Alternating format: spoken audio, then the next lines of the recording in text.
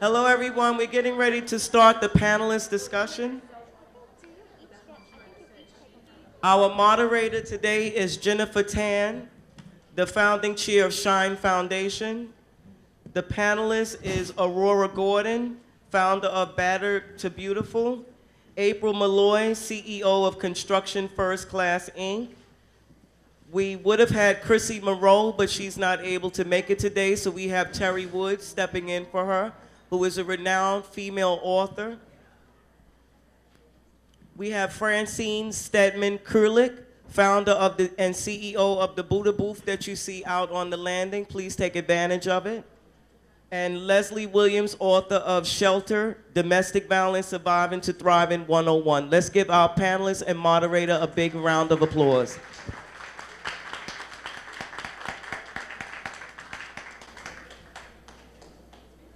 Well, hello, everyone.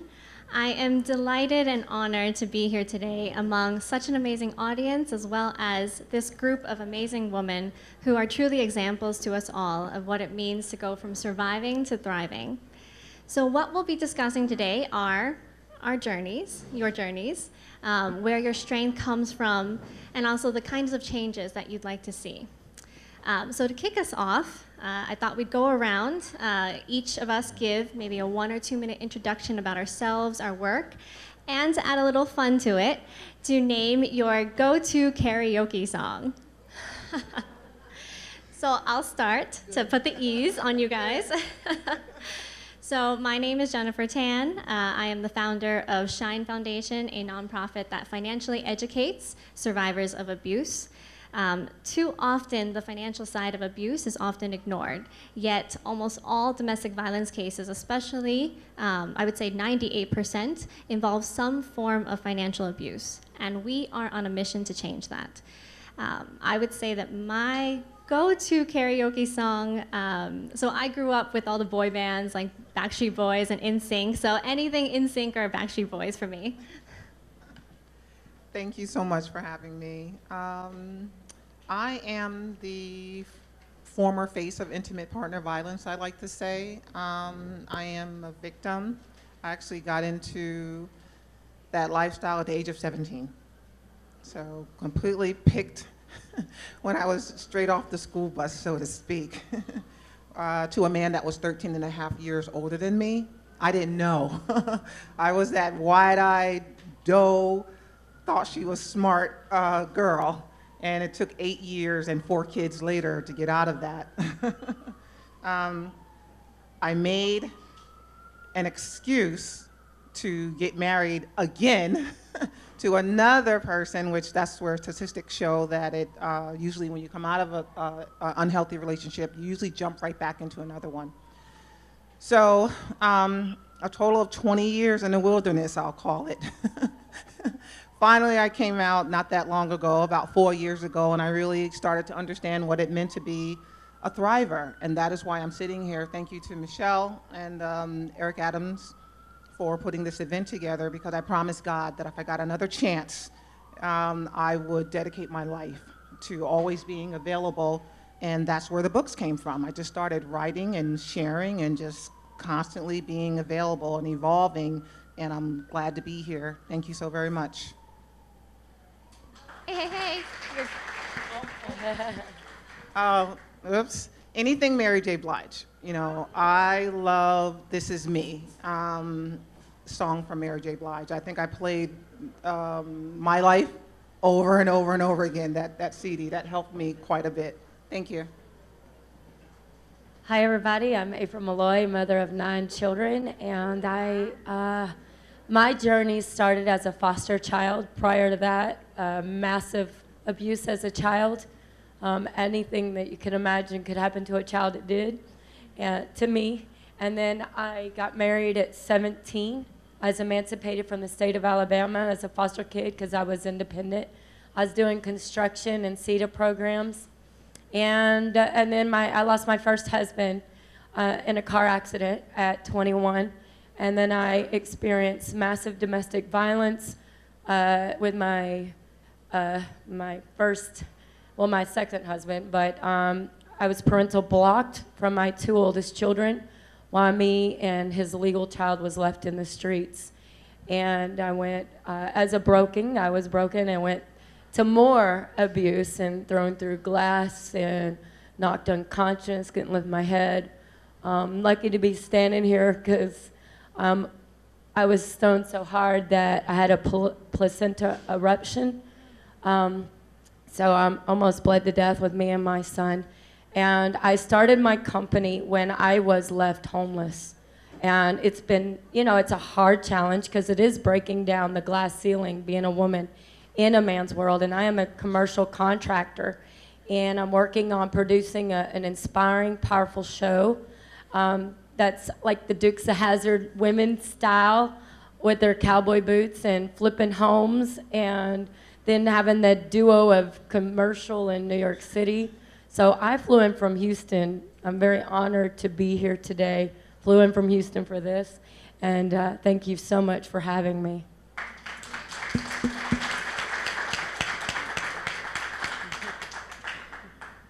Oh, and I also do real estate as well, so.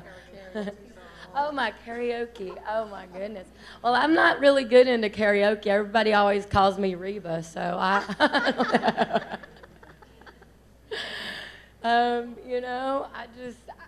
I like listening to music that's just, survival-like music, because I am a survivor. And I started an organization recently called Women Empower Us. I filed my 501c3, I have my tracking number. And it is to empower and train and to show men that women are amazing. We have to get women off of welfare. That is empowering our world, everybody. Thank you. Okay. Wow, I don't know what to say after all that. For those of you who don't know me, my name is Terry Woods, and I'm a New York Times bestselling author. Prior to being an author, I had my own experiences, unfortunately, with domestic violence. And one thing that I can tell you that I learned and that I will share with you, because I'm a total survivor no matter what. Like, I'm gonna survive it. So it's not gonna matter. Whatever you do, I'm gonna survive it. But thank you. But one thing that I have learned is that I'm most thankful for all of my darkest hours. And I'm most thankful for God giving me all of the crisis that He's ever given me, because I was able to make the right choices for myself.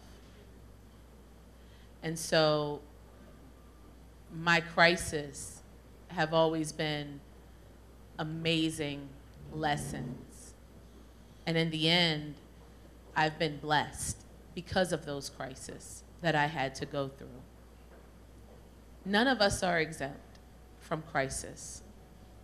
Even if the crisis isn't our fault, even if we can look at the crisis and point the finger at whose fault the crisis actually is, one thing that I've noticed is that throughout the crisis, it has not only defined who I am, but it has wonderfully defined the people around me. Crisis will show you exactly who you are and exactly who you are dealing with. If you are lucky enough, your crisis will remove everything that doesn't belong in your space and in your life. We just got to get through these crises that we're dealt, even if it's not our hand. We just got past the hand and we got to still play it out.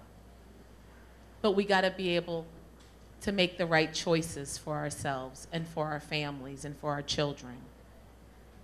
And so, like I said, no matter what crisis you might be going through, no matter what crisis has been put in front of you, I have learned that not to necessarily be able to sit here and say, oh, just embrace your crisis or embrace it all, but learn from it. Discover who you are. Discover who the people are around you. because that's the crisis of it all. And once you figure out all of that, it's so much better to clear your space. And it's not only better to clear your space, but you're able to protect yourself out here. And that's not to say that another crisis isn't going to come, because if you're in the life of Terry Woods, it's going to be another crisis. It's a crisis for me. People are horrible, especially when everybody's looking and they already know all your crisis, and then they got to watch you out there try to figure it out. It's horrible. Ugh. Trust me. But you can survive. You will survive. And remember something else. Once you get past that and you get your lesson that God gave for you to get, because you're here, you got it. God already blessed you. So you're here. You have been blessed. Now it's time to pick up those pieces and make sure it never happens again. We cannot keep going through the same thing over and over and over again out here, ladies. So whatever we got going on, we got to figure it out, and we need to fix it, and we need to get through our crisis, pull up our big girl panties, and never let it happen again. Okay? All right. Your song. Well, you know, I usually do those karaoke's during happy hour. And I tend to think that I'm Whitney Houston. I will always love you. Always love you, okay?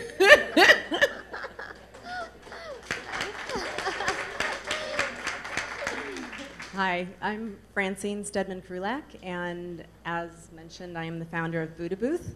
I make portable quiet spaces. And I make portable quiet spaces because I believe that everybody deserves a quiet, safe space to be, especially those of us who've been in situations where we didn't feel safe. My journey is long, like many.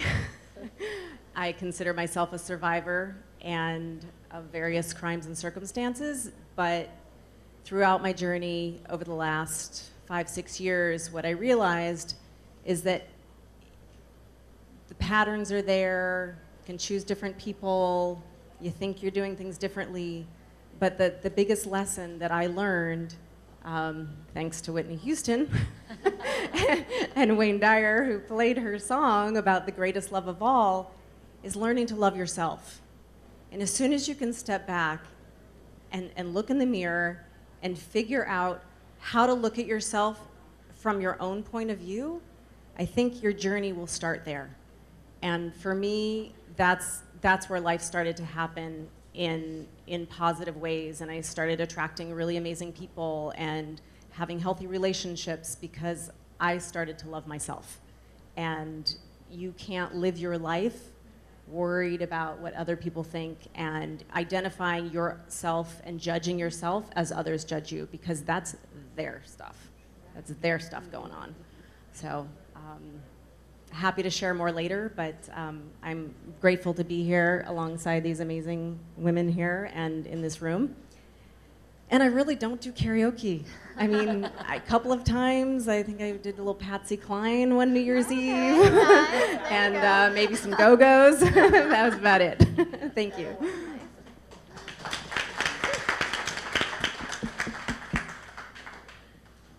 Hi, I'm Aurora Gordon. I'm the founder of Battered to Beautiful. And I'm going to piggyback off what my new friend just said. It was about believing in myself. The reason why I named my organization Battered to Beautiful is because I felt like I battered myself. I didn't feel beautiful at all. I didn't believe in myself at all. That's just piggybacking off of what you said. I was always overweight. Middle child. I was the victim of middle child syndrome. Always thought my mom liked my sister better than me. She was modeling. She light skin, long hair. So I always thought that my mother was into her more, which it seems that way because I was 11 years her senior, so I always had to stay home and babysit. My sister never learned how to ride a bike, never learned how to swim, never learned how to do the skateboard, play handball, all the things that the kids were doing. I wasn't allowed to because I had to stay in the house. I felt like that I had that Cinderella thing going on, you know? And I began to batter myself. Eating, staying home, all I did was eat. Went to school, I was always the biggest in my crew. And then the depression started. The more weight I gained, the more I battered myself. I would go to a job interview and knowing that I could take this position. But when I would see a young lady and she would be suited down, her suit would fit, her buttons would close, I just felt like they don't want me in their front office, you know. So it wasn't until maybe a few years ago I started believing in myself because I decided to go through a weight loss journey. And I do want to share that September 27th, I've been down 140 pounds. So, yeah. So, and I feel good in saying that because now when I see young kids and they're overweight and things like that, I can see that they have it suppressed in them like I did. So that's why I'm making my business to go on through it. I'm going to make it a lifetime choice to help these young kids that are fighting with obesity and fighting with themselves, not believing in themselves, or battering themselves, abusing themselves, as I did. And my song is going to be, I hope I don't tell my age, We Are Family, We Are Family. It's an old Sister Sledge song. Yeah. And the reason why is because how I made it through is with my family. So that song really means a lot to me. So that's my karaoke song. So thank you for sharing your karaoke songs and for your stories as well. So now that we know a bit about you, I'd like us to delve a bit deeper. So each of you has touched upon your journey, but what we'd like to know is, what has kept you going through your journey and what keeps you going today? We can start from the other end and work this way. Back at me again. What keeps me going through my journey is faith. I just keep the faith and knowing that I don't want to be where I was. I like knowing, not only that people would tell me, oh, you're beautiful, don't do that to yourself, but now I feel it in my heart. I feel it myself. So that's what keeps me going throughout my journey. And I still have to get back on my weight loss journey. What keeps me going with that is how I feel. I was fighting diabetes. I was fighting phlebitis, which is blood clots in the legs. I fought thyroid cancer. Everything you name it was happening to my body because of my weight. So being that I'm taking the weight off, and I feel so much better, so much lighter. I can breathe now without snoring myself all night long. It's just, that keeps me going. That keeps me running through my journey. I would say what keeps me going are my children. And I don't have 9. I have a third of what April has over here. I have 3 children. But I've been a mother for a really long time. My oldest son is 23. And, having... I have a son who's 23, a daughter 16, and a son who's 14. And to be able to set an example for them and give them an opportunity to have a role model of somebody who's a survivor and a thriver, and not a parent who chooses litigation or living in the role of a victim. Because I think that without setting that example, we don't break the cycle. I want my children to feel that they are empowered and have healthy relationships, and I want them to feel that they have freedom to express themselves. And so as difficult it is as an entrepreneur, take the survivor part out of it for a minute, just being an entrepreneur building a business is extremely grueling. And then the drive really comes from being able to show my children that life is what you make it. Thank you.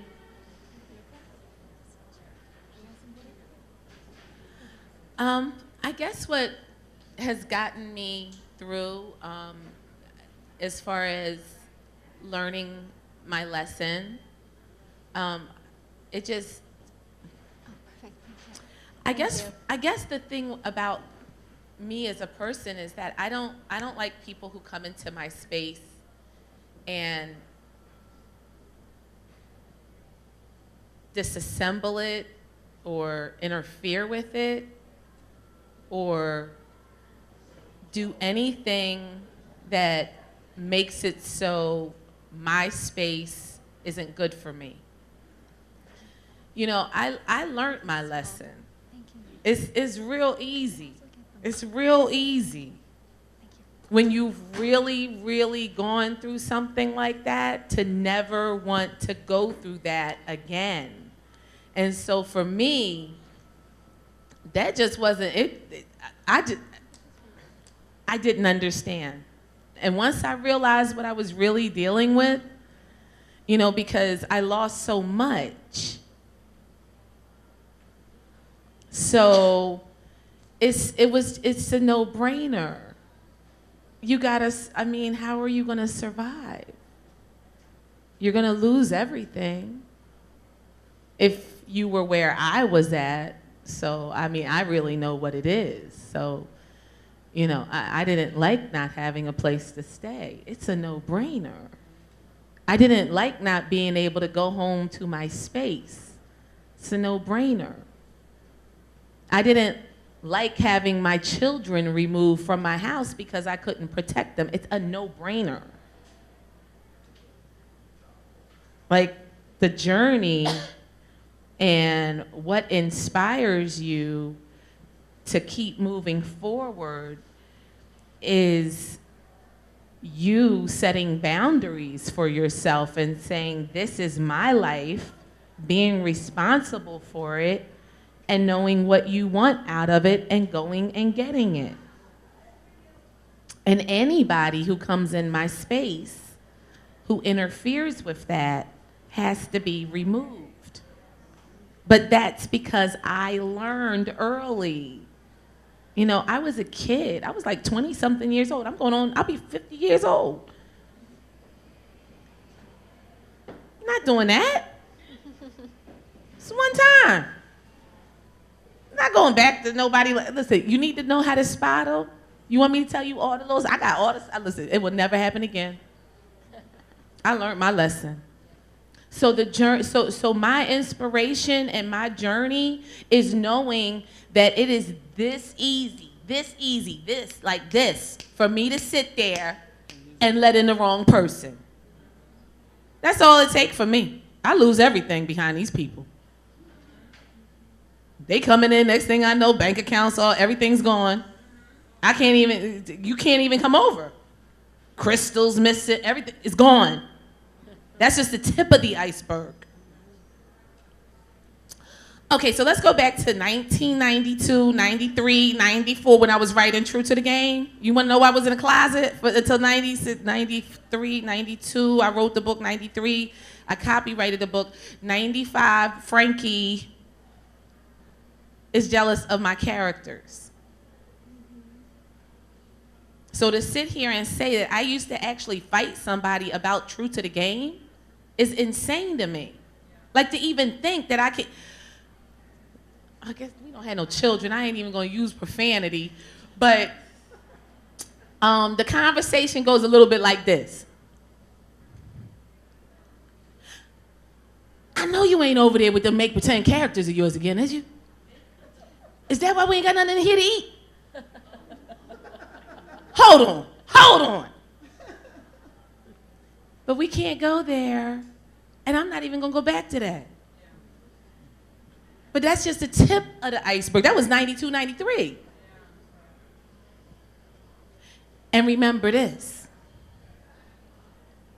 Everybody in here gonna die. Everybody in here gonna die. Y'all going back to that? I can't do, see, I couldn't, that's all I needed. And we never had that mistake again. My journey has been, I'm domestic violence free because you're not gonna come over here and violate me. You better go find somebody else to go violate. I'm not doing that. Y'all crazy? Do you know how long that book sat in the closet because Frankie was jealous of Quadir? 6 years. So if you want to let people yes, Frankie, everybody's going to die. Frankie killed himself. So there you go. Y'all want to go back to that? I'm not going back. And I'm not letting nobody in my space that's disrupting nothing of mine. Get out of here. Okay? That's what you took. Get out of here. You want, call me. I tell them for you. You want me to call? You call me? You need me? Y'all need my number? Because you know I come through. We not doing that here. We're not doing that here. We don't do that. Okay? That's all I got to say about my journey. Be here. Not here, not here. She's pretty amazing, everybody. No. And you know, you do have to just get to that point where you've had enough. You know, when I started Women Empower Us, I'm sitting in my office and I'm being bullied and everybody's hearing, oh my goodness, she's gonna produce a reality show. So I was getting attacked. And I was like, well, is it the billionaire X who had me sign a child support agreement? I was like, well, I let him off the hook. And I was like, well, he did say he wanted me to sign the original agreement that I'd leave New York and never return. I'm like, oh my God, that's my human rights. So I just put it in page 6. I pulled a Jerry Springer, you know. But, you know, at the end of the day, I just want to work. And it's hard enough being in construction, getting paid. You got people bullying, and being a woman is just challenging. So the fight in me, I'm looking at my beautiful, amazing children. I'm a billionaire being a mom. To me, a piece of paper is nothing. And I look at those billionaire dudes and I'm thinking, well, you had real women, but you want to choose the younger girls and they're looking for the dollars. So, you know, at the end of the day, I'm looking at them like, I'm going to fight. And I'm going to be a voice. And I'm going to let the world know the very, very importance of empowering and training women in all fields. Why are we separating ourselves by gender?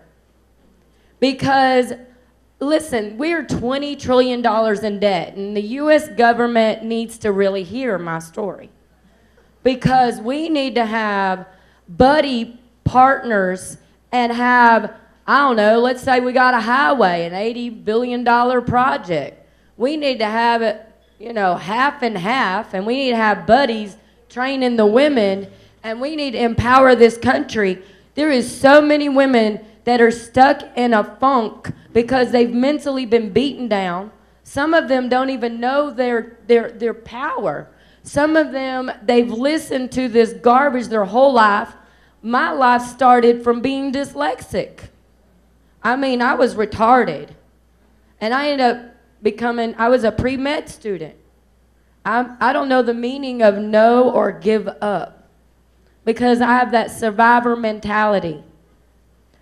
And so I tell all women, listen, you could be the best auto mechanic. Why? You don't have to stay on minimum wage. My organization is to empower women and build more women bosses, build more women in all fields, to empower this world. Let women know the feeling when you walk into your own office. I drive a Ford 350 6.7 Power Stroke. It's a mean machine.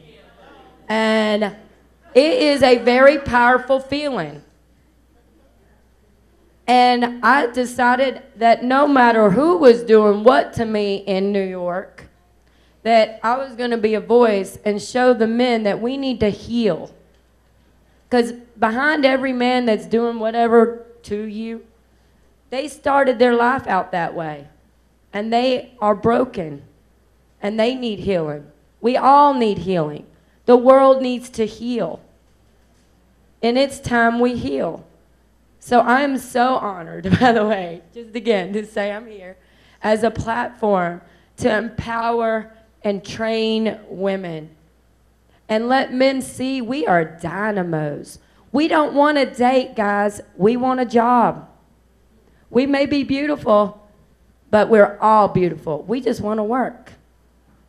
So if we can open the door and crack that glass ceiling and give women work and train and pay And if you don't pay your contractor, they can't pay their workers. All in all, it affects our world. It's a dynamo effect. We have got to change the mentality here.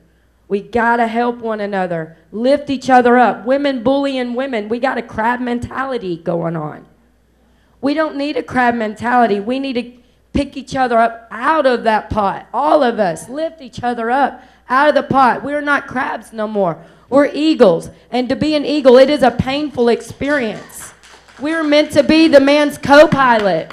Listen, that plane is, if that plane goes down and that pilot ain't empowered his co-pilot, even if they're not together anymore, but they got children, and that plane crashes, the children crash. And a broken mother is broken children. We have got to heal.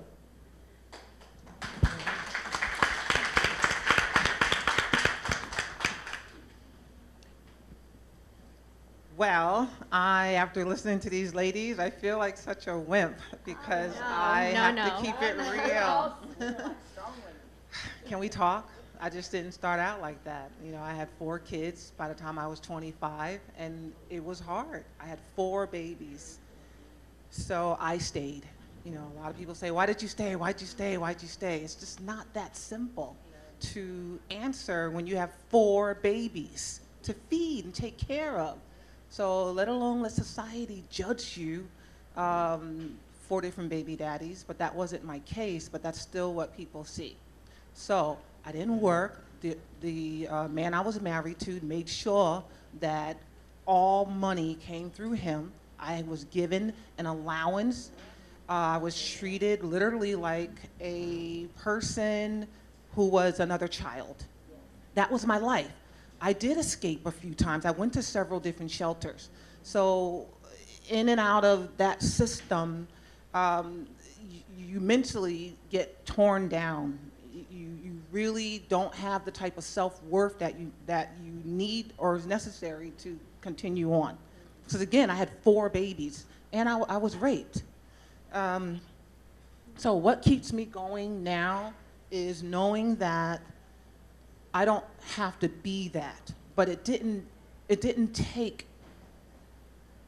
years and years of me mentally starting to believe in myself. And as a writer, that's where my strength came from to start writing and to feel comfortable with talking about it, because there's a mask associated with intimate partner violence where you don't want anyone to know what you experience. But let me tell you that abuse is the responsibility of the abuser. You have to be, it's a fine line of re-victimizing the victim.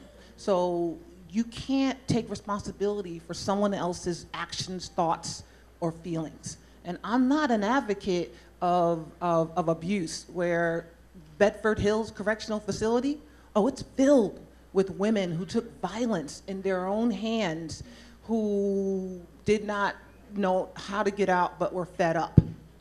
So I strongly encourage anyone today who is not sure about what to do, how to put a plan in place. Just being here and listening is the first step. You don't have to be a warrior per se to do any of the things that we are doing on this panel, but just hearing the sound of our voice, I'm hoping, will be some type of platform that you can use to start taking the steps to put a plan in place. That's what worked for me, is putting a plan in place, and it took years and years to execute it, but it got done, and I'm here, and I want you to see the beautiful life after abuse, because it can happen. I pay my own bills now. I do. I pay my work a lot, but it feels great to earn my own money, to pay my own bills. And I want that for you too. Thank you. So thank you for that. I just want to add that no one here is a wimp, that we're all warriors. And thank you again for sharing your stories. So we've all heard the news lately. There's been a lot of talk about sexual assault and domestic violence. So I'd like to ask this panel of survivors, in your opinions, why do we live in a society that allows abusive behavior? And what changes in policy would you like to see in support of domestic violence survivors? So we'll start on this side again. Misogyny. Misogyny is rampant in this country as far as I'm concerned. And so I do believe because of media and different outlets that depict certain behaviors as acceptable, it creates this wave or this culture of acceptable norms against women. And thank God for the Me Too campaign and very similar projects that are out there. Not necessarily, if you're not ready to speak on it, and that was my position with Me Too, you don't have to. But if there are more women and men like us who are very brave, because I call it brave, to say and speak the way these ladies have, and even you being here, we can work. But as far as I'm concerned, misogyny just runs very deep, and we just need more people, projects like this, to continue to keep a face out there saying that if we band together, we can definitely assist more people to get out of it. It's possible. Thank you.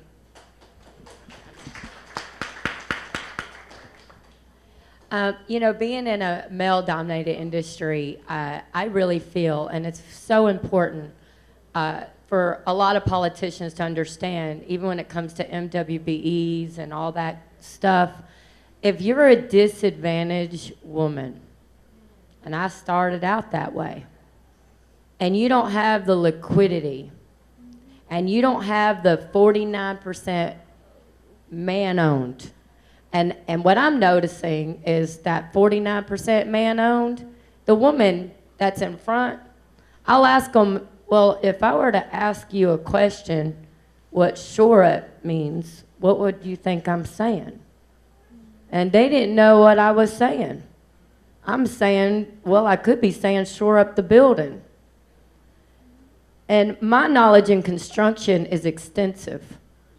I read plans, I bid jobs, and I look at plans constantly and show architects what's missing out of those plans so that we're not held up in the department.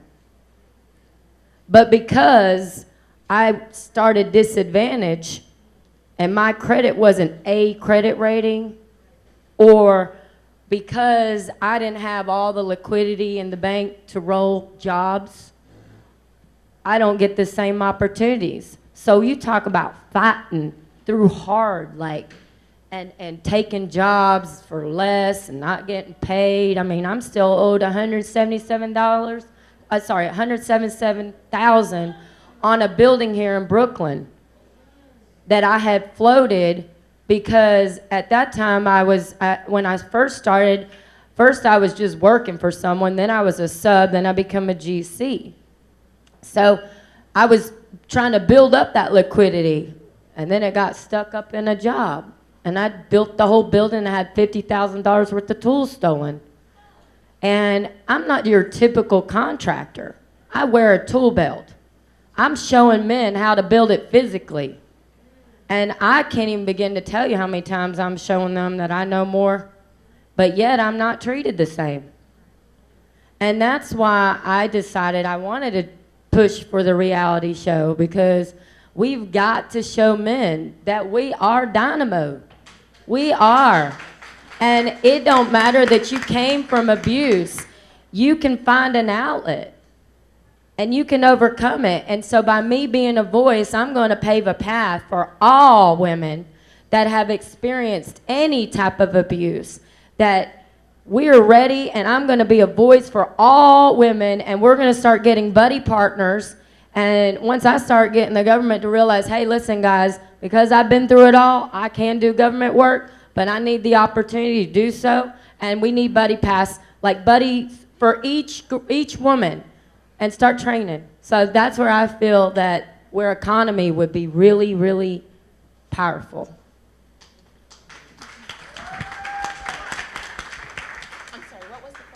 So the question was, why do you think we live in a society where abusive behavior exists and is allowed? And what kinds of changes would you like to see to offset that?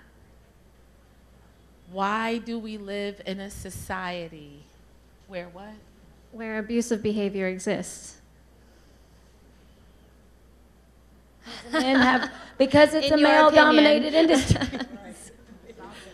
Excuse me, you want me to answer that question?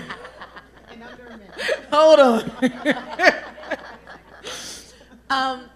You guys already know the answer to why we live in the societies that we live in and why life is the way it is. And I mean, come on, we're talking, this is just gone down the line, and people have been this way, and men have been this way, and over time. And I mean, I think that we're actually not as brutal as we, once probably was. If you look at Gladiator or any of the other Roman. I mean, we're coming along here, and I don't see cavemen dragging the women by their hair right now, well, at least not in the street. They're just doing it in a house or whatever. But again, society is evolving, but I think in order, honestly, just listening, because again, my experiences, I have, as a survivor, I have survived and moved on. But when I listen to her, and when I listen to you, and when I listen to you, and when I listen to them, a lot of what they're saying is a lot of self-esteem issues.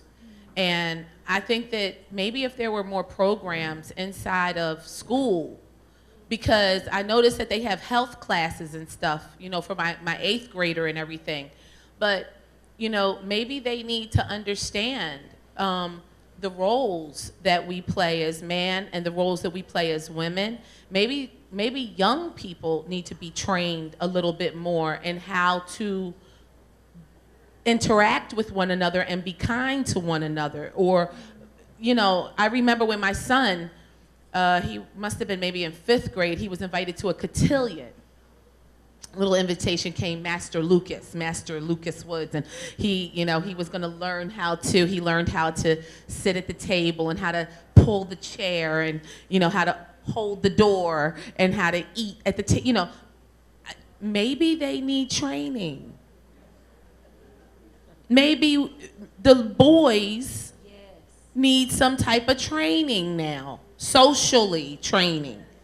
And it may be the girls need training. So maybe they're not being told at home. That's right. And so maybe a lot of this bad behavior is just right there in front of us, and we're not really taking a hold of them early on to maybe talk to them or train them, especially some of the young men and especially some of the young girls. Like she said she was 17, and you said you was really young. Yeah, they were 17 years old. They still in school. They all messed up. Nobody's helping them. So maybe the school needs to get some type of social services in there for these girls. That's right. She is so on it. Because young girls. No, but I'm just saying, it's a no-brainer. These is young girls, and then they having babies. They having sex. Yeah. I be writing books. I know. You know what I know. Okay, so maybe we need more social services and mental social services that zone in on the self-worth. Maybe we need more people to show up at middle schools and high schools and talk to these girls about their self-worth and who they are. Maybe nobody's talking to them about their bodies. I don't know what's going on.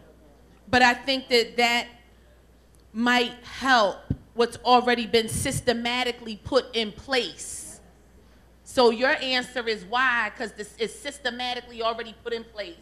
I've been dealing for years, girl. You don't come to the hood. And then socially and mentally and getting them services in school to make sure that these young girls are empowered and to make sure that these young men know what their duties are to these young girls. And then maybe we go from here. I don't know. I just want to say this, just right on the tail end before you speak.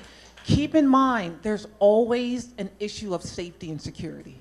I mean, that is the #1 paramount thing that we can never, ever forget when dealing with intimate partner violence. So there's a trust factor that first has to happen for Hold on, excuse me. If you come to my program, okay, I can give you all the warning signs. You're a little younger, see, we're not even gonna go there because you know what? I already told you about him. I told you he was gonna alienate you. I told you your mother would not like him when you brought him in the door. I told you that you are going to pick up on things that he's gonna do to make sure that, oh, the first thing he's gonna tell you, your best friend, she want him. Excuse me, get rid of this dude.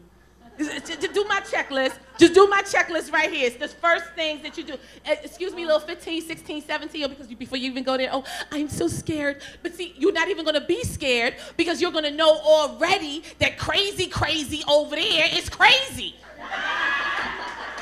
If it was that simple, it's just not. No, it's not. No, it's not.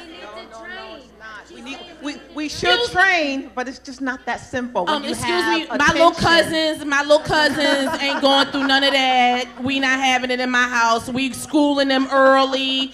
We old school with it. We will take it back. Simple. Excuse me.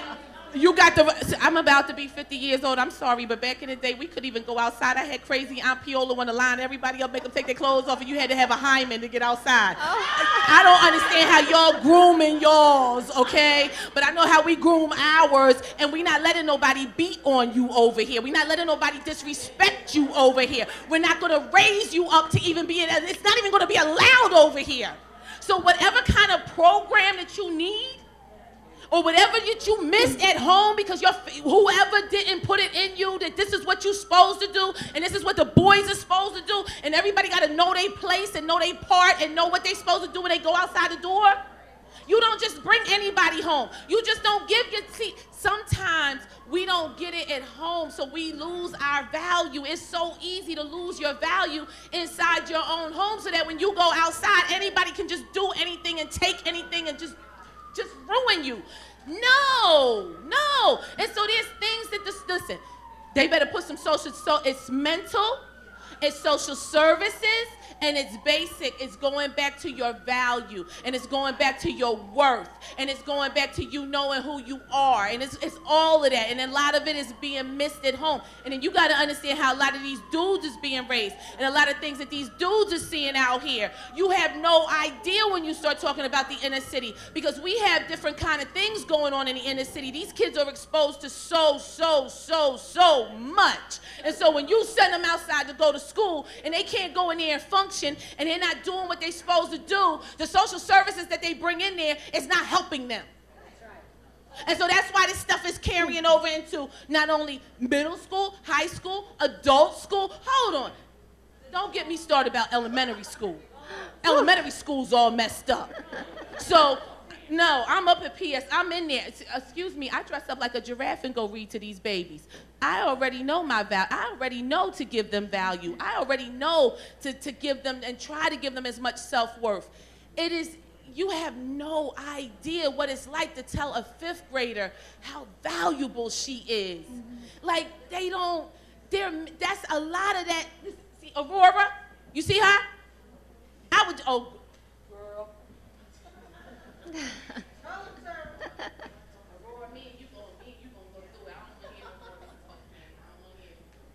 Thank you. And I don't understand how she could go through that all them years and nobody helped her. There be no services for her, or her have to go through and feel like that. Like, no, like I can't even imagine. Listen, we're witnessing something in our White House. And so we're really talking very real and raw here. And that's why Mr. Adams allows us to have this forum. No, it's okay. Of course, she went through all of this all her life. They've been going through all of this all of their life, and they're still holding it, and it's still there. So what I'm saying to you guys is to know that you guys are suffering and to know that you are in crisis. I don't want you to think that these people do not care. I don't want you to think that I don't. I really care about you. I want you to care about yourselves as much as I do. So you don't have to go through this anymore. That's why we're reading those books and we're listening. We are all No, seriously, you walk out of here today and you know that your crisis crisis does not define who you are. Your crisis is here to make you better. Your crisis is here to wake you up to everything that is going on, everything that is wrong, and everything that you need to fix. And if you need to remove these people, then you have got to remove them. And Aurora, there is nothing wrong with you. Can you wait until the end? Ain't been nothing wrong with you. Is needed. She's true. Even for the boys, social services. Yeah, they need that. Are needed. Like a training class. You got health ed. You got all Lord, this. help, please. Like, give us cut in? help, Lord. All right. Ladies, thank you so much. Thank you so much. But we also want to give time to the other ladies at the end as well.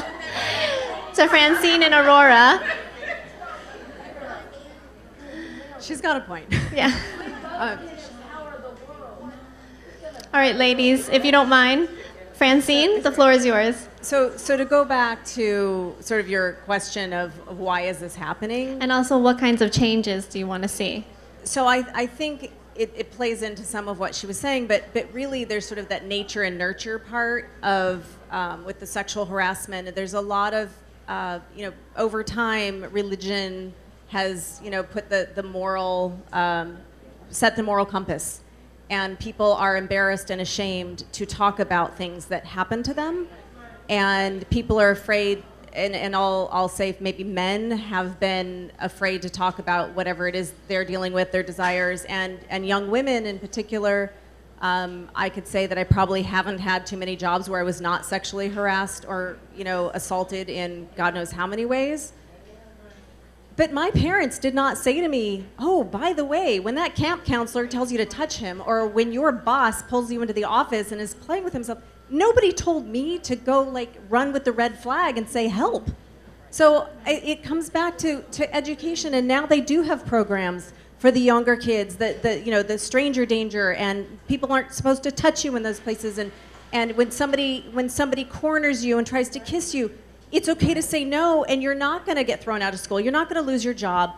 And I think the biggest problem is transparency, and all of a sudden one woman speaks out against one guy, the Weinstein thing, and out of the woodwork comes all of these other women, and Cosby, and God knows how many other people, but it happens, and I think we're afraid to stand up for ourselves because we weren't taught the skills, and nobody said to us, it's okay to protect yourself. It's okay to say that guy's a creep, even if he's your boss, even if it means people are gonna call you a slut. I mean, I think that's really part of the issue. I mean, it doesn't matter how you dress. We should not have to run around trying not to get raped. We should be we shouldn't have to spend energy not being abused. It's I don't even to say how it's awful. But teaching the younger generation what's appropriate is our way out. I don't think there's a way. I think it takes a generation of conversation to fix these things. And we have come a long way. And you're right, there are no people, there aren't cavemen pulling the women around. And I mean, look, Saudi Arabia just let women drive, and then all of a sudden now they're allowed in the stadium, starting next week, I think. So there are advancements, but it all comes back to education and understanding what's normal. And there's the nature part of the physical attraction, whoever it is, and positions of power. And when they're in positions of power, they take advantage. So if they're educated and understand that somebody's going to raise their hand and tell on them, then it'll stop. Thank you.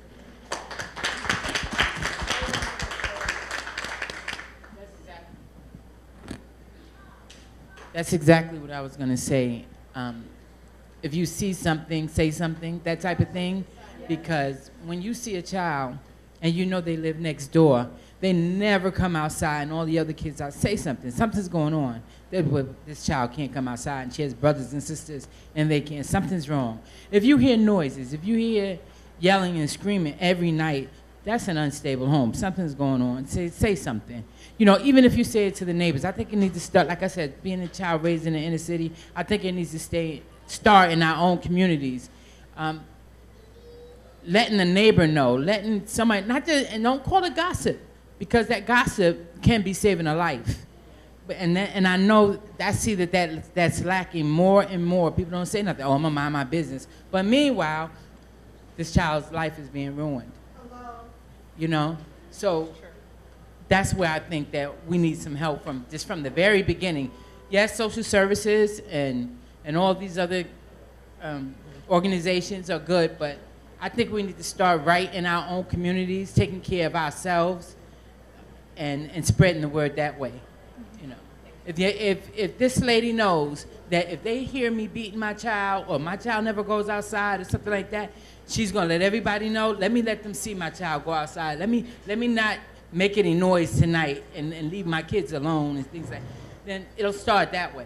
Little do people know. Right. Thank you. And Leslie, I think you had one more point to make. Well, I just wanted to thank all the panelists for that last question. Was very spirited. I just know that trauma is real and it affects people differently. It's subjective. So what one person does may not work for the next person. So we need organizations like the Center Against Domestic Violence. We need the Safe House. These are trained organizations designed to provide the services to work with the individual. Each person is different.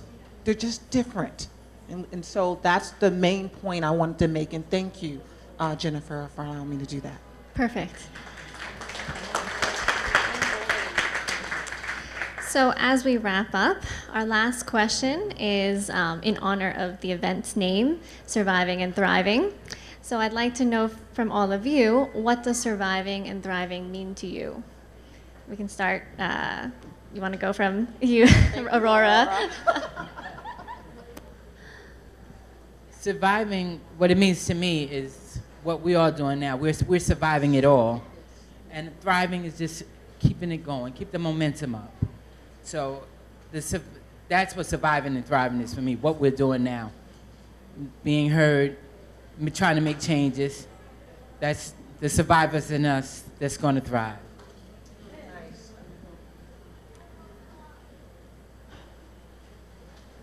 It sounds like such a simple question. I would say surviving, is a choice, and being able to choose a path of, healthy healing and as opposed to self-destruction. And on that journey, you can start to thrive. And my motto is that you might not get your legal justice, but you can get your soul justice, and that's on you.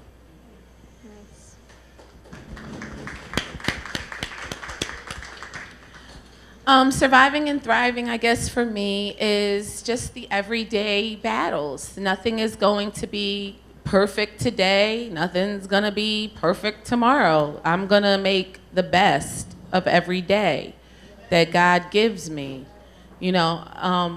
Surviving and thriving is exactly that, what it is. When you survive, you thrive.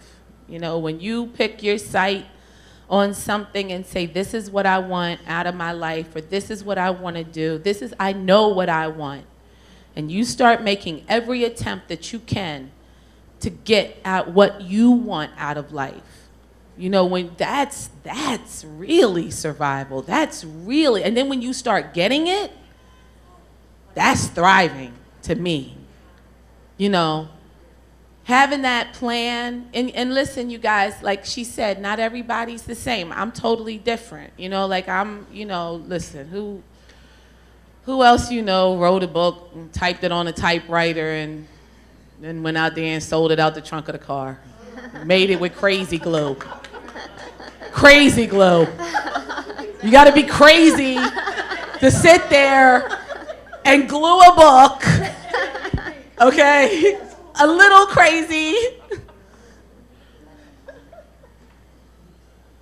We ain't giving up. We ain't got no computer in the hood. It was 1990, 98? We ain't had computers in the hood.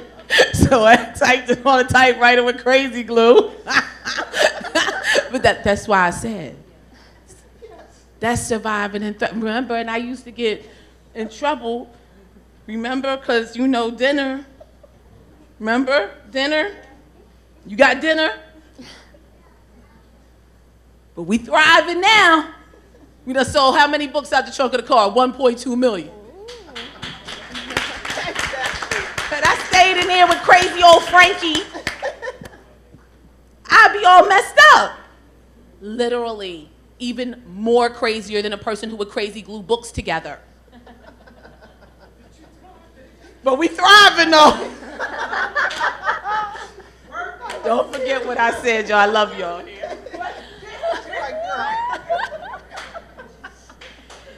She's amazing.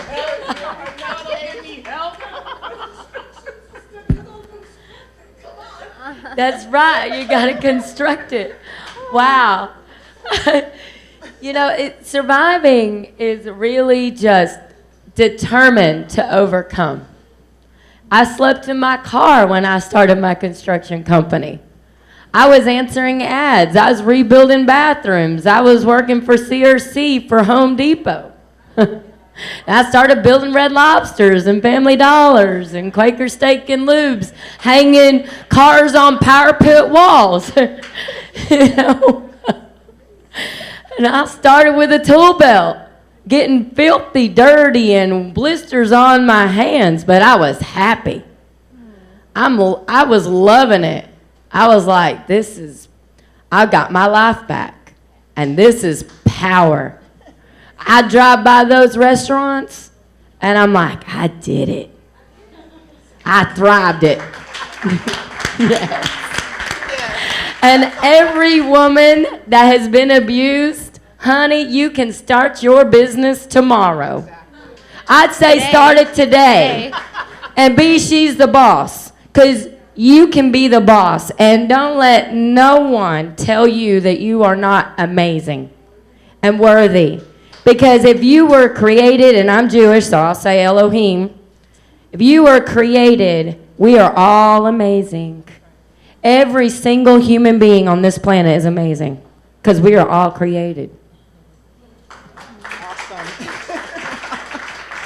I just want to take this opportunity to thank all the panelists and the moderator again. Was just I love spirited dialogue. Surviving for me, and I have to really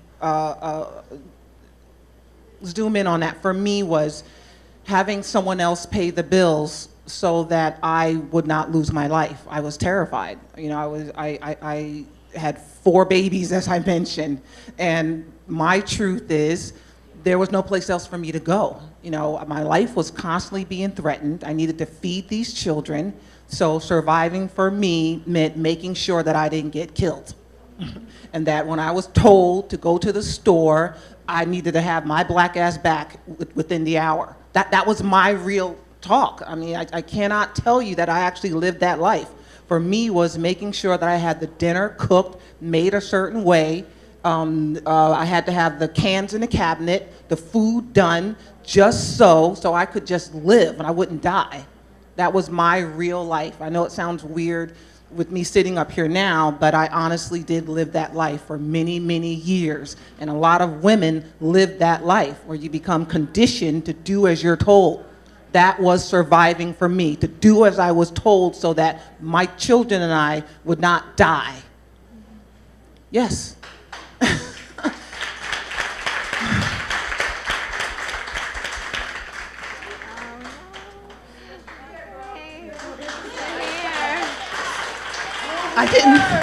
I didn't want to stay. I did not want to stay, but I wanted to protect my children. And for me, surviving was making sure I woke up the next day. That was my life.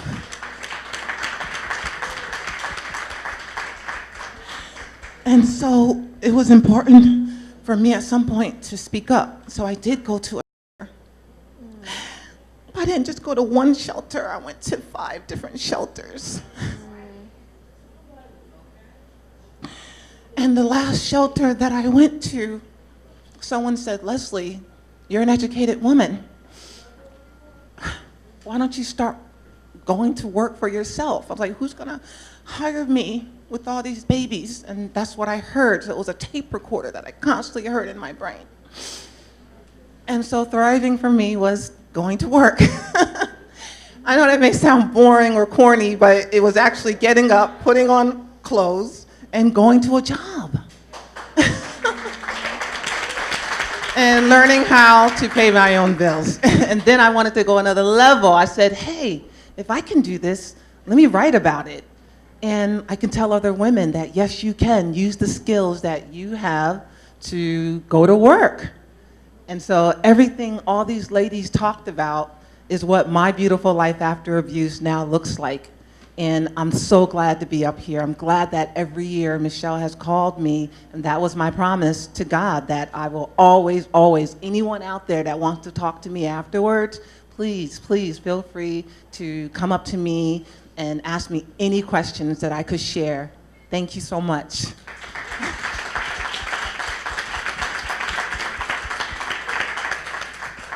So in closing, I'd like to thank the Borough President's Office for hosting this event. It's very much needed. For the audience for taking your time to sit with us today and to listen to the stories. And last but not least, to the panelists for sharing your journeys, for sharing your strength, and for showing us what it means to survive and thrive. Thank you.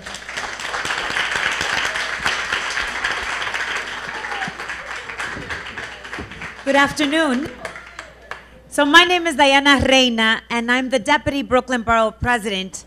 And this has been one of the most amazing surviving and thriving panels, days that we've had in the 4 years I've been here. I cannot thank you enough for those personal stories, for that experience and professional wealth of knowledge, because this is exactly what is missing in our schools, in our churches, in our banks, in our medical offices. How many of you were inspired today to sponsor a panel like this anywhere? Just anywhere. That is surviving and thriving 101 right now. Superintendent's office, Michael Prayer, is here. And I just wanted to, in the back, and one of the first things when I walked into the room was him mentioning to me, God, I wish we could have this in our high schools, right? Because one of the most challenging pieces right now is reshaping the mentality of our young people who are more and more disconnected because the technology, who doesn't really teach them, but is a great tool if used properly to engage them, it's missing that human interaction. And so that cotillion, it was there for a reason. There was a passed on tradition of values that we don't do very much so today. And the few that have it, whether it's a sweet 16, a quinceañera, a cotillion, what is out there for our young boys, right? And so we need to make sure that we are inspired by this, that those tears of joy and survival continue to be put into the efforts that we know we should be leaving from here and sponsoring panel discussions like this. I was reminded just listening to the self-worth comment, the confidence building. I was not the first Dominicana elected to office in the state of New York because I had parents who didn't fight for me every day. It was because of that and much more. They built a sense of confidence. My dad, till the day he died this year, said to his 4 girls, no guys in the house. He tried. He tried.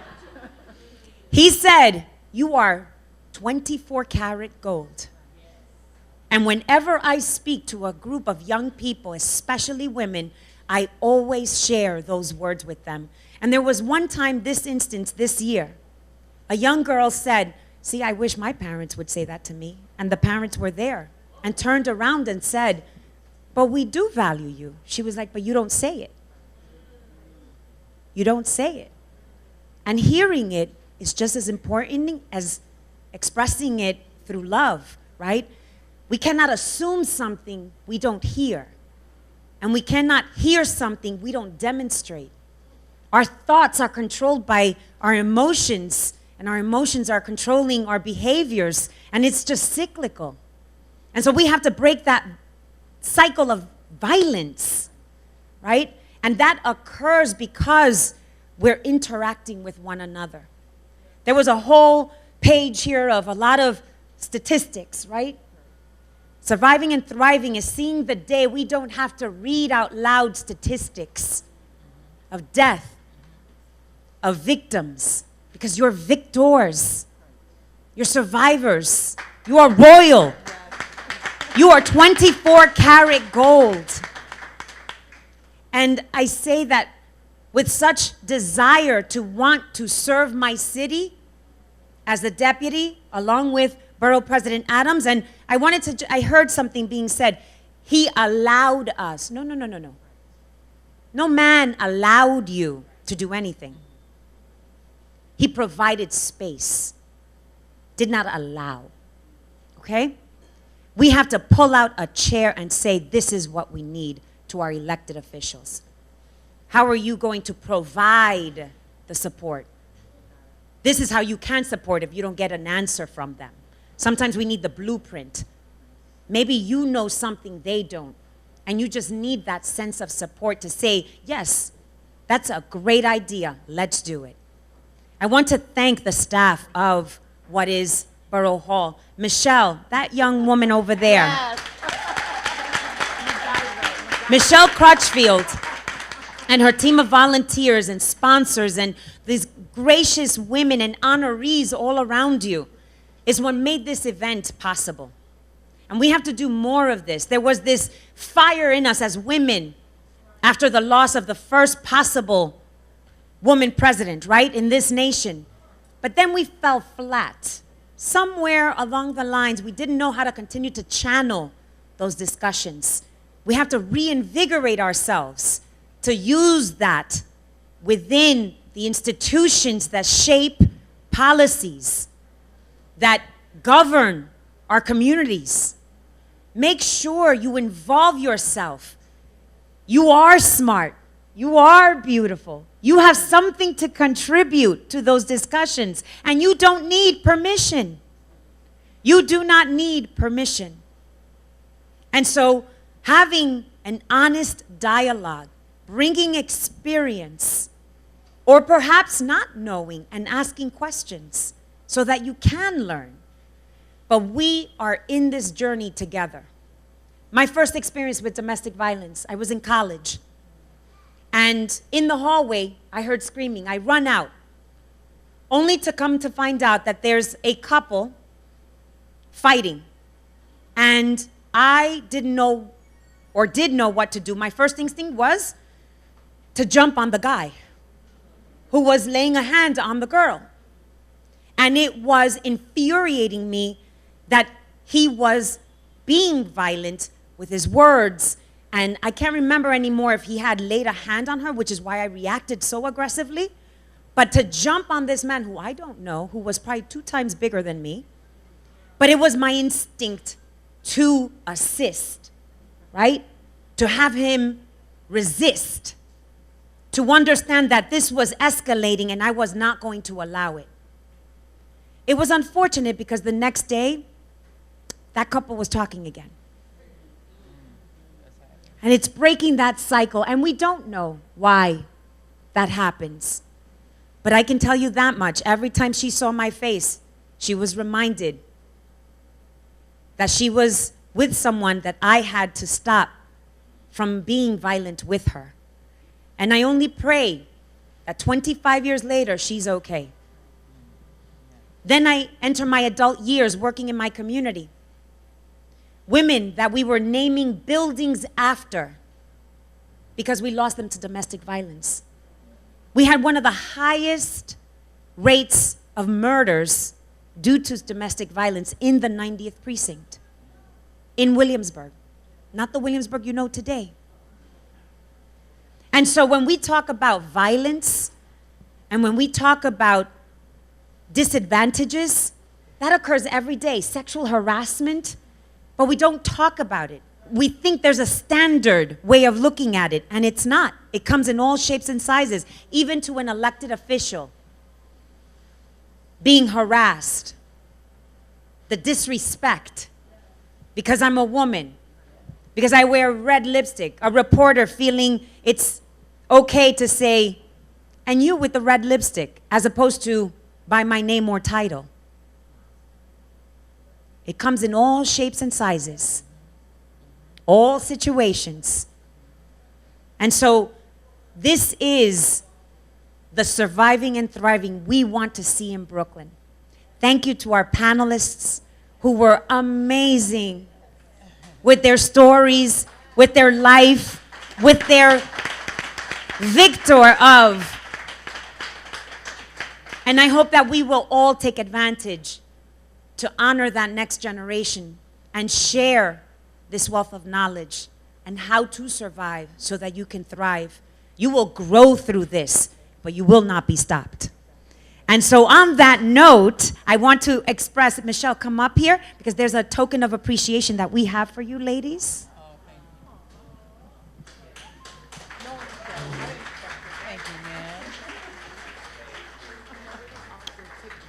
Many blessings today and always. Thank you.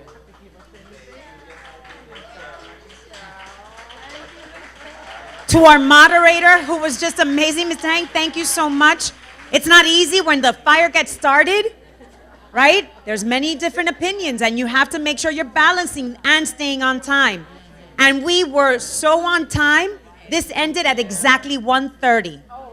And it gives us great honor to bring up Borough President Adams, who will say a few words and present the honorees this afternoon. And so thank you again for all of you being here. President Adams.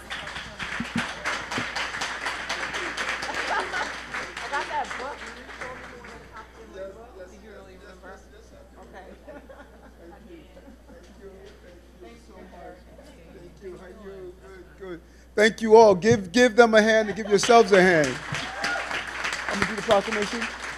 I think that, you know, when I reflect on my life growing up in a household where domestic violence was the norm, and I think every other house on the block could talk about those episodes of domestic violence, particularly those of us who come from a Southern and Caribbean background, and you know, the men were abused emotionally, and they turned their abuse into their households. And it was a very difficult period of time, you know, where, you know, my mother just took that pain and turned it into purpose. And that's the message that I think that we want to cascade out to you, that no matter if you live long enough, you're going to experience pain.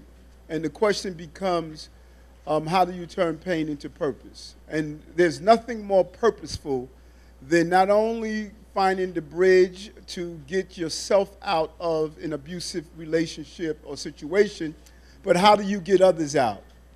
You know, how do you bring others through? How do you join groups and organizations that is for the particular issue that you are passionate about? Using your experience of surviving a domestic violent incident empowers you to go and tell that next person who believes that they are trapped and their life is just a story that it is written on being just abused. But the goal of today is not just to survive. It's to thrive in everything we do. It's about surviving and then thriving, because the human experience is not an experience that should be based on merely existing. It is based on the continuous growth. And so when we open Borough Hall and allow these great speakers and panelists to come in and plant seeds of hope and opportunity and prosperity and information, it empowers you to go out and empower others. And that's the goal that we want to do. Sometimes you are buried somewhere, and it's not your grave, but it is a seed to plant you to produce a harvest that's going to feed someone else who's going through a painful experience. We're all going through something, but we can all carry people through in a very real way. So thank the panelists. Thank you. Let's continue to survive and thrive.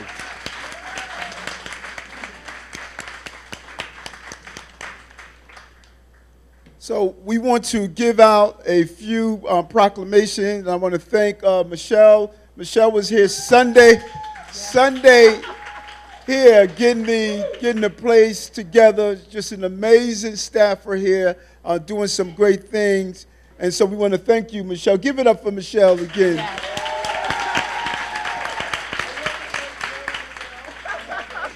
Listen, let me tell you something. If you don't know it, go online and look at the analysis of staffers. Borough Hall is ran by women.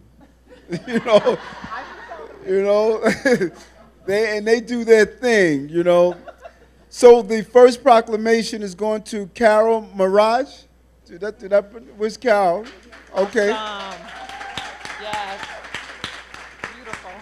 On behalf of all Brooklynites, I salute Carol, a native of St. James, Trinidad, the mother of American rapper, singer, songwriter Nicki Minaj, and also herself, a domestic violence survivor who has used her life story to encourage and motivate women throughout New York City through her foundation, excellent foundation, by the way. Through her foundation, I applaud her for the perseverance she has shown in her own life and to continue to empower others. I, Eric Adams, Brooklyn Borough President. Thank you so much. You want to come around and get a photo. What do you want on this side? Get in the middle, get in the middle.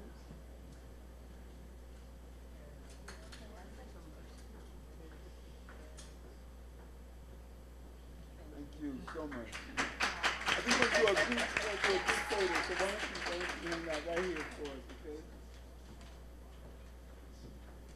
Next proclamation is going to Terry Woods. Okay. Come on up, Terry. On behalf of all Brooklynites, I salute Terry Woods, an American novelist from Philadelphia. We still love you. Everybody can't be perfect. And a successful publicist, pioneer of the urban fiction genre, sharing urban realities through literature. I applaud her for being duly noted for her first novel, True to the Game. Having printed copies of the book herself and sold them around the Philadelphia areas. You don't have to only wait for publishing companies. You can do your own thing until they catch up to you. After publishers declined her book, she only became empowered and moved on and made it happen anyway. This book is produced in a feature film by the same name. I commend her for starting Terry Woods Publishing, a self-publishing house designed to publish the work and the work of others, and principally in the urban fiction game, and all that she has done for Make Us One Brooklyn. Terry Woods, so much more to read about her. Thank you, Eric Adams, Brooklyn Borough President. Thank you. Thank you.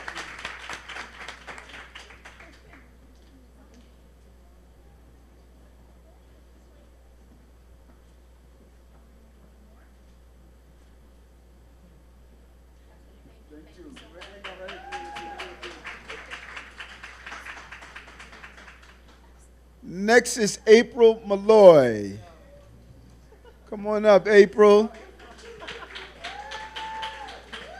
We're gonna slide over a little so you don't have to squeeze in.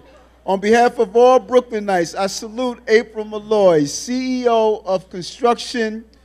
Is that First Class? I don't have my glasses. First Class Incorporation, the television host of She's the Boss, a mother and domestic violence survivor who turned her life around from living in over 20 foster homes as a child, overcoming physical and mental abuse as an adult, who is now one of the nation's few female construction workers and owners. I applaud her for her. Give it up for that. Give it up for that.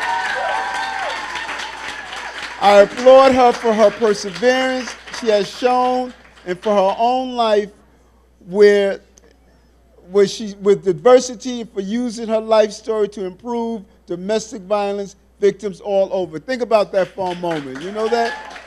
Congratulations to you. You know, I, Eric Adams, Brooklyn Borough President, salute April Malloy. Nice. Excellent story. Excellent story.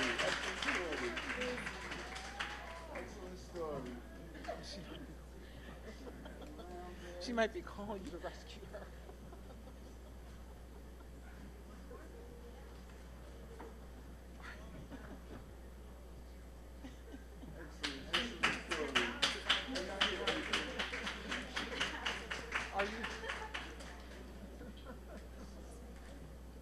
Next is Rolanda Telesford. Nice. Come on up, Rolanda. Yeah. Wonderful. Yes.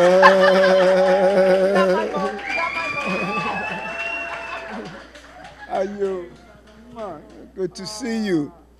On behalf of all Brooklynites, I salute Rolanda, Director of Outreach and External Relations at the YWCA of Brooklyn. Yolanda's doing some great things over there.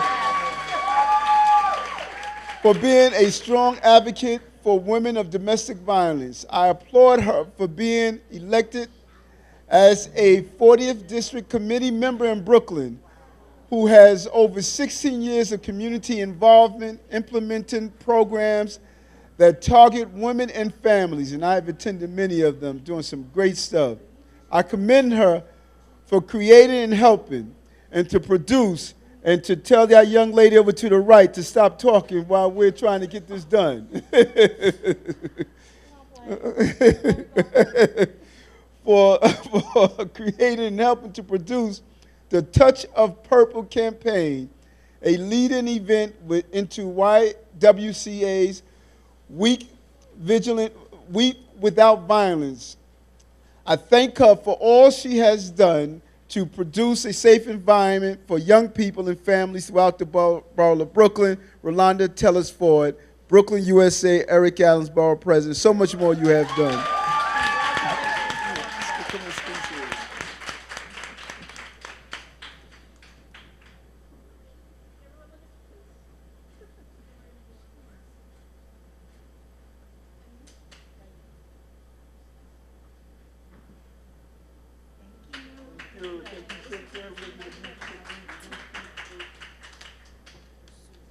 And I'm loving this energy in this room. You know that?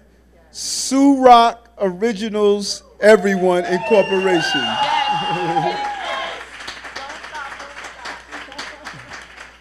Thank you, Sue. Thank you, thank you, thank you. I love that name. Whereas on behalf of all Brooklynites, I salute Sue Rock Originals, Everyone Incorporation for creating a safe place for survivors of domestic violence and for providing entrepreneurship opportunities, women's empowerment seminars, and showcasing eco-fashion for over 12 years. I applaud Sue Rock Original Everyone Incorporation for collecting samples of lingerie, accessories, and beauty products that would have otherwise been discarded and giving them instead to survivors of domestic violence. All right, give it up for that. Yeah. I commend them for using donated materials and, is that walls?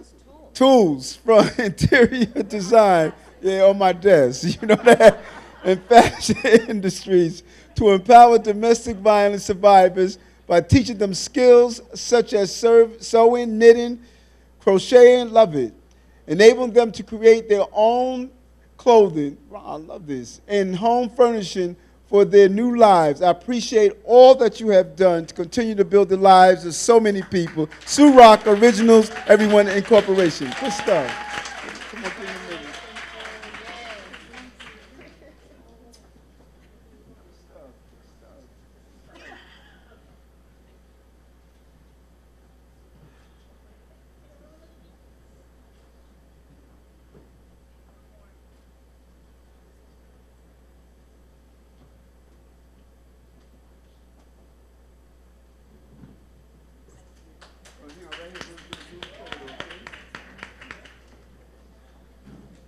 And our last is Louis R. Matos.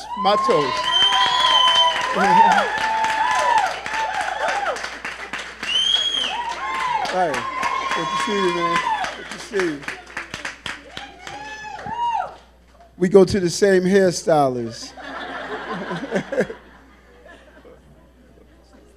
One of our social workers doing some good things. On behalf of all Brooklynites, I salute Louis, Director of Residential, Educational, and Community Service at the Center Against Domestic Violence since 1998, for taking the lead in providing innovative and non-residential services to stop domestic violence, provide resources for survivors, and to raise community awareness about relationship abuse. I applaud him for the exemplary leadership he has shown through his active involvement with the Center Against Domestic Violence, and just a list of so many other things. We want to thank you, Louis, for what you've done. Just let you know that men are part of this fight of dealing with domestic violence. I, Eric Adams, Brooklyn Borough President, the 30th of October 2017.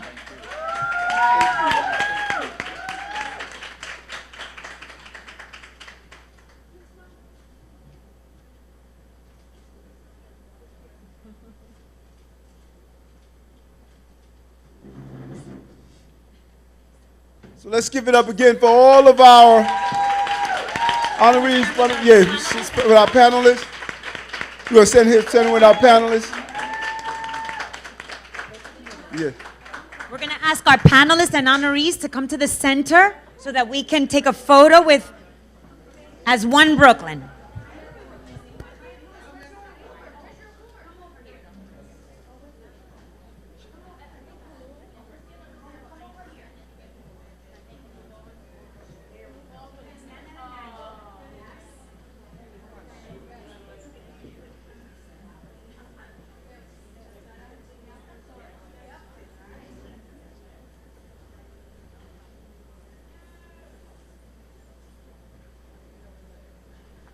Three women of color, millennials, coming to you, standing with